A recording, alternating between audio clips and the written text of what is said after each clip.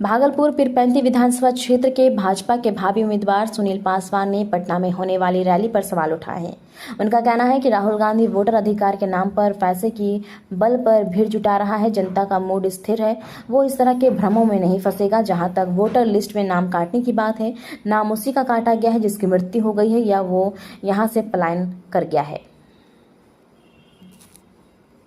की जो रैली हो रही है कहीं न कहीं अब ये दर्शा रही है, उसकी भीड़ ये संकेत दे रहा है कि जो कांग्रेस अभी पुरानी छवि को दोहरा रही है, कहीं न कहीं भाजपा की कुर्सी भी हिल रही है। क्या कहेंगे आप? मान्यवर, भाजपा की कुर्सी नहीं हिल रही है। राहुल गांधी जी को बहुत जल्दबाजी हो गई। कुर्सी उनको लग रहा है कि मैं 55 साल का हो गया हूँ, अगले मैं 60 साल हो जाऊंगा, मुझे जनता रिजेक्ट नहीं कर रही।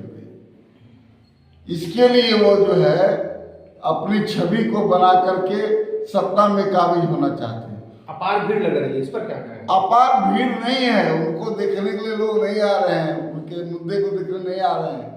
वो जो है वो जो उनके दादा का जो था पहचान, जवाहरलाल नेहरू जी, उनके वंशज आ रहे हैं और पहली बार आ रहे हैं, इसलिए लोग देखने के लिए भीड़ लगा रहे हैं। एसआईआर के मुद्दे पर है वो वोटर अधिकार यात्रा जो कर रहे हैं, जिस मुद्दे को लेकर के वो मैदान में है, तो कहीं ना कहीं ये मुद्दा लोगों को पसंद आ रहा है, जनता के बीच पहुंच रहा है, जनता भी सपोर्ट कर रही है। इस पर आप क्या कहेंगे?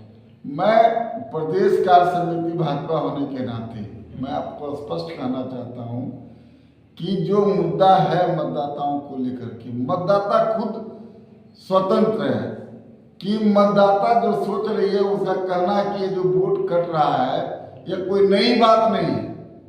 जो लोग मरते हैं और जो पलायन कर जाते हैं उनका वोटर लिस्ट से नाम कटना ही होता है, हर एक चुनाव में होता है। ये कोई नई बात नहीं है, ये सिर्फ बिना मुद्दा का मुद्दा ये बना के लोगों को गुमराह कर रहा है।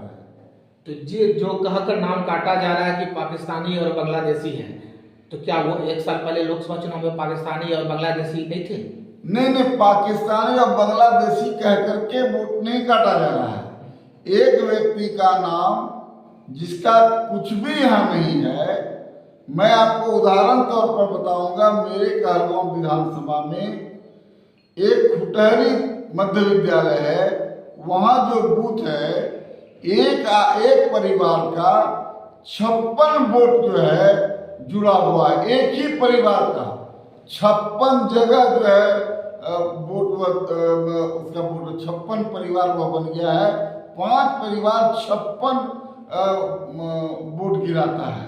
जो वोट को आज हम गिना रहे हैं 56 वोट, उन्हीं 56 वोट के आधार पे नरेंद्र मोदी की सरकार है, तो अब वो जायज क्यों नहीं है? पहले वो जायज था, तो अब वो जायज क्यों नहीं है? वो कल भी नाजायज था, क्योंकि उस समय जो है पिछले लोकसभा की जो बात मान्यवर आप कह रहे हैं, उस समय वोटर लिस्ट में जिस तरह से अभी काम हो रहा था उस समय से काम नहीं हुआ था।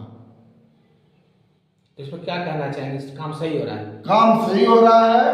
वोटर लिस्ट जो यहाँ के लोग हैं उनका नाम आज भी है और कल भी रहेगा, और जो बाहर के लोग हैं उनका वोटर लिस्ट में नाम यदि कल था तो वो गलत था, और आज है तो नहीं है तो वो भी सही है। कल राहुल गांधी की महारैली, उस पर क्या कहेंगे? महारैली में 500 रुपया पर डे के हिसाब से लोगों को कलेक्ट किया जा रहा है और पैसा दे करके गरीबों को वहाँ जुटाया जाता है। बस बुक किया गया है और इस तरह की भीड़ का कोई महत्व नहीं है। और जनता निर्णय तो पिछले 2024 में दे चुकी है। भीड़ से वोट में परिवर्तित हो जाए ऐसा कोई बात नहीं है, इतिहास गवाह है। मैं बार बार कह रहा हूं कि राहुल गांधी जी को बात से लेकर के, मुद्दे को लेकर के भीड़ नहीं हो रही है। वो झूठा प्रोपगंडा और वो जवाहरलाल नेहरू जी के पर्व होते हैं, उनको देखने की भीड़